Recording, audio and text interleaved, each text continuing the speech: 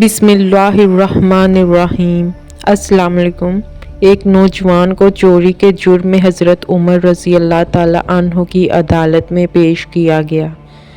جب تفتیش کرنے پر اس نوجوان کا جرم ثابت ہو گیا تو آپ نے شرع کے مطابق ہاتھ کاٹنے کا حکم صادر فرما دیا۔ وہ نوجوان فریاد کرنے لگا اور رونے لگا، معافی کا طلبگار ہوا کہ یہ میری پہلی چوری ہے، میں آئندہ کبھی بھی چوری نہیں کروں گا۔ حضرت عمر فاروق رضی اللہ تعالیٰ عنہ نے فرمایا، تم غلط کہتے ہو، تم نے اس سے پہلے بھی کئی چوریاں کی ہیں۔ آخر اس نوجوان کو اس بات کا اقرار کرنا پڑا کہ واقعی اس نے چوری کی ہے۔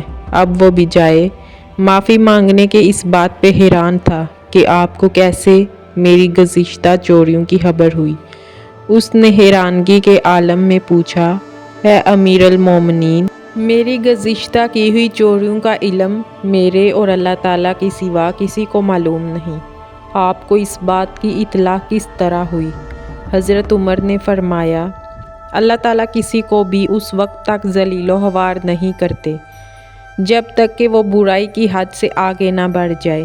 سبحان اللہ، یہ ہے وہ عمر فاروق رضی اللہ تعالیٰ عنہ جن کو دیکھ کر شیطان بھی اپنا راستہ بدل لیتا ہے، اور ہمارے نبی اکرم صلی اللہ علیہ وآلہ وسلم نے فرمایا، اگر میرے بعد کوئی نبی ہوتا تو وہ عمر ہوتا۔